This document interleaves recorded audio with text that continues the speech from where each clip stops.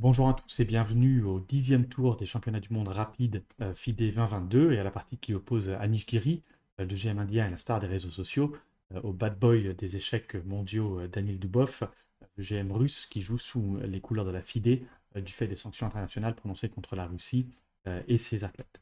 C'est une partie qui est assez incroyable et assez fabuleuse et probablement une des plus belles parties du tournoi et qui ouvre tout simplement avec Fou F3, la Réti, l'ouverture Réti, à laquelle répond Dubov par D5. Euh, Guiri joue G3 pour transformer son ouverture, transposer son ouverture en attaque est-indienne, la King's Indian Attack, G6, G2, G7, et les deux fous se retrouvent sur leur carré Fianchetto. D4, F6, C4, C6 pour venir renforcer ce pion sur D5. Pion prend sur D5, pion prend sur D5, C3 et Grand Rock.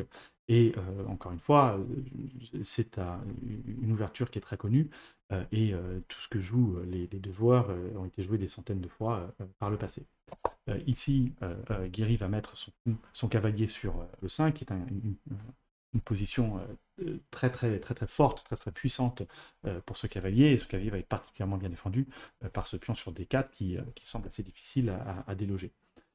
Ici, le Dubov pourrait répondre par un ensemble de coups très classiques de théorie. Il pourrait jouer C6, pardon, E6, cavalier sur C6, fou sur F5, des coups qui ont été joués des centaines de fois, mais il décide de jouer un coup assez incroyable qui est E4. E4, c'est tout simplement le sacrifice d'un pion. Sacrifice d'un pion, puisqu'une fois que les pièces sont échangées, les noirs viennent de perdre un pion et on ne voit pas très bien pourquoi ils ont perdu ce pion. Pas d'avantage particulier à signaler. Mais Dubov joue néanmoins E4. Ce qui est intéressant, c'est qu'il a joué ce coup contre son compatriote Matlakov en août 2022 lors d'un tournoi sur Internet de chess.com.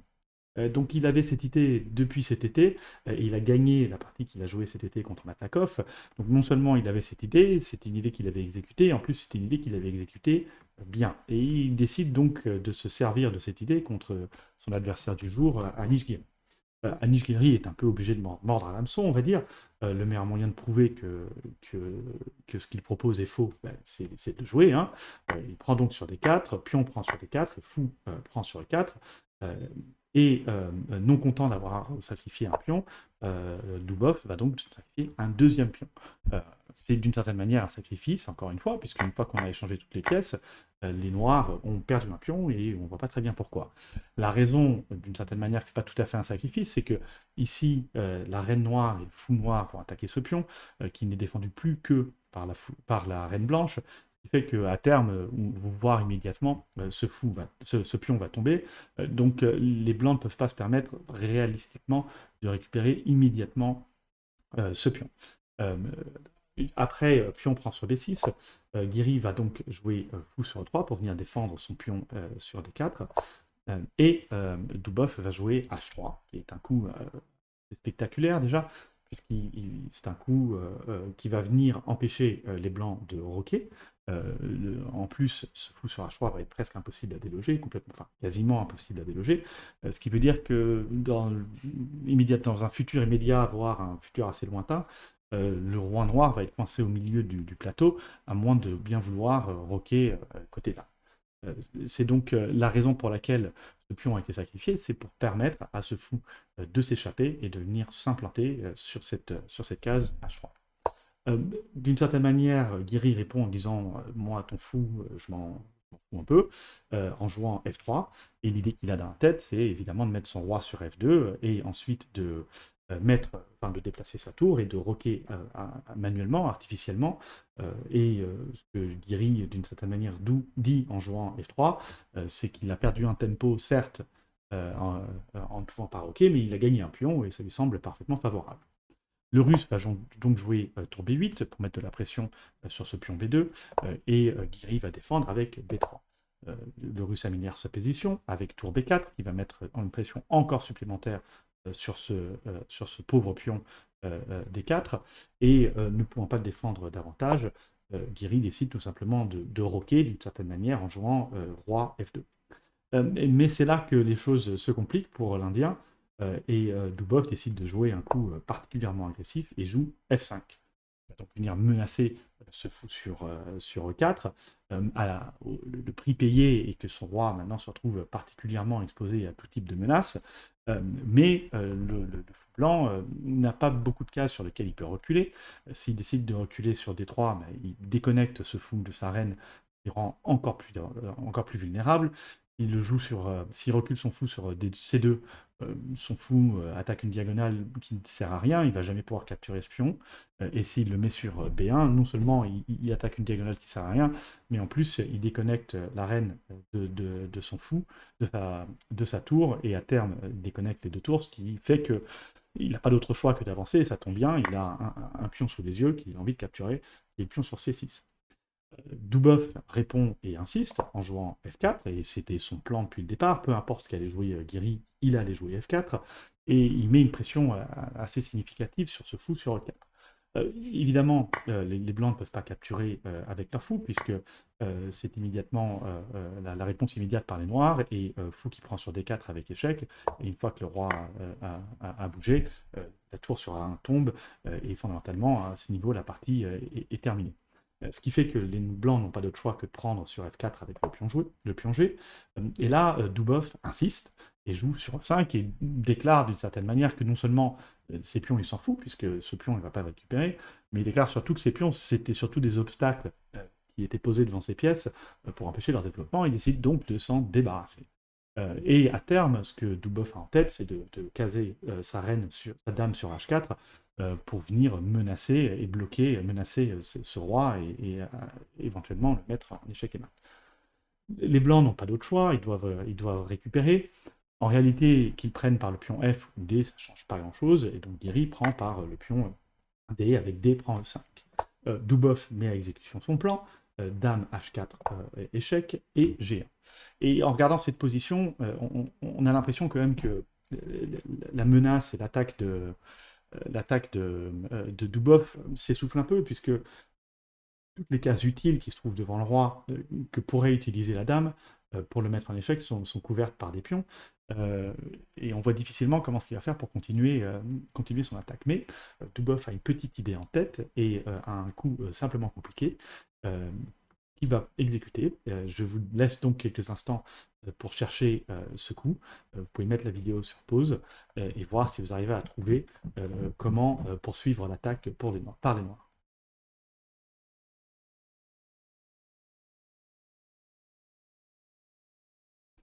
Donc si vous avez trouvé le coup, félicitations, il s'agit d'un coup absolument superbe, il est vraiment splendide, c'est tour prend sur F4. L'idée est de se débarrasser de ce pion sur E4 pour à terme venir libérer ce pion sur cette case G5 pour pouvoir mettre en échec le roi, peu importe que l'échange soit défavorable et que l'échange soit défavorable et que Dubov échange une tour contre un fou. Et c'est ce qui est joué. Tour prend sur F4, fou prend sur F4, dame prend sur F4, et en faisant ça, Dubov vient de libérer cette case G5 et espère pouvoir infiltrer le côté roi adverse par cette case. Ici, l'Indien joue Dame D5, et c'est la première imprécision jouée par l'Indien dans cette partie et dans cette défense qu'il avait relativement admirablement bien exécutée jusqu'à présent.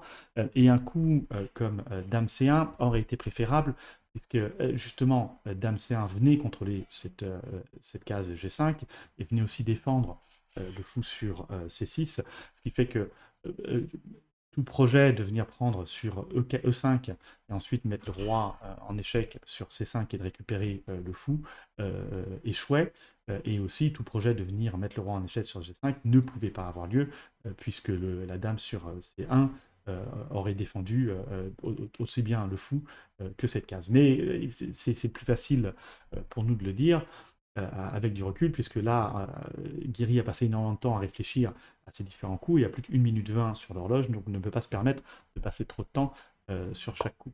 Il joue donc Dame D5, et Dubov répond par Roi H8, Dame 4, et Dame 4, puisque évidemment Guiri veut se débarrasser, veut échanger les reines, et adorerait que les reines s'enlèvent du plateau, mais Dubov n'a pas du tout envie, et va donc mettre sa dame sur cette fameuse case G5 avec échec.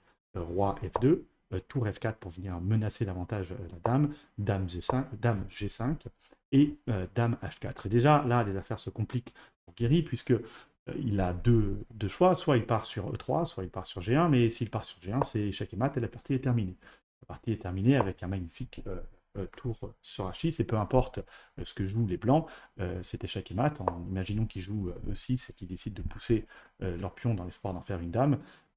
La suite magnifique de G4, tour sur G4, échec, pion prend sur G4, fou E3, échec et mat, avec un échec et mat qui est délivré par les deux fous qui viennent saucissonner, qui viennent découper le roi sur sa case G1. Donc heureusement, Guéry voit cette menace et joue E3, et Dubov recule avec tour F8 pour éviter tout type de menace sur son dernier rang. Et Guéry joue, n'a plus qu'une minute sur l'horloge, et joue C5, qui est probablement la deuxième grosse erreur qu'il commet lors de cette partie, et un coup un peu plus simple, un coup comme D4 en réalité aurait été préférable, puisque il va permettre à Dubov de prendre contrôle de cette case F4 qui va être particulièrement mortifère pour les blancs.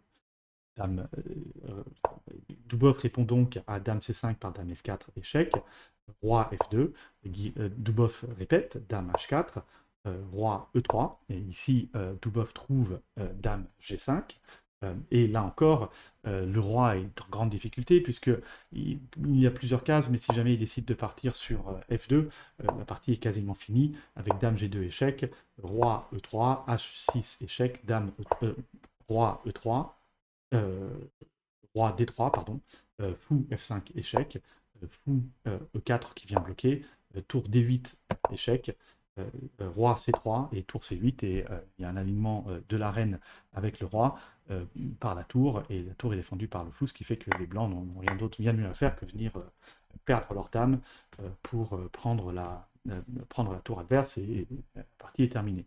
Et là encore, Niche continue à s'accrocher et n'abandonne pas, et joue correctement, joue D3, et la chasse au roi débute, tour D8, roi C4, E6, fou E6 échec, roi B5, fou E8 qui vient menacer la reine, reine C3, l'idée de Guéry étant de venir défendre encore ce pion sur E5.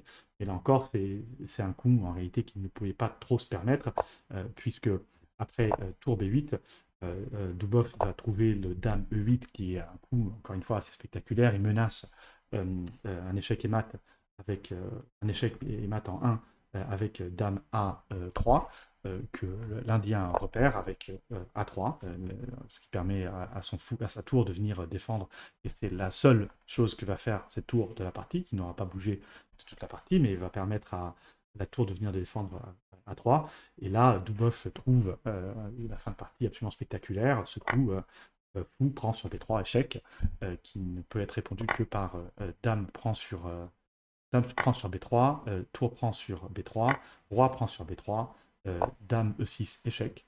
Et évidemment, peu importe où part le roi, le fou est capturé.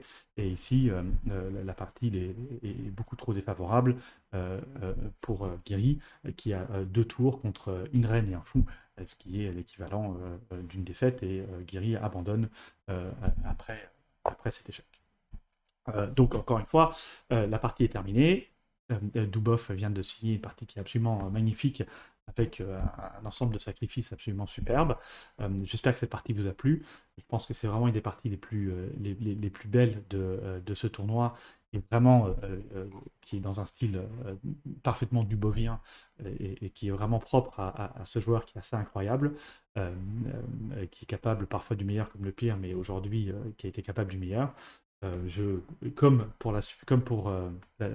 précédemment, je vais continuer à couvrir cet événement, et couvrir un ensemble d'autres parties qui ont été jouées lors de cet événement. J'espère que cette partie vous a plu, et j'espère vous voir pour l'analyse de votre partie. Merci et bonne soirée.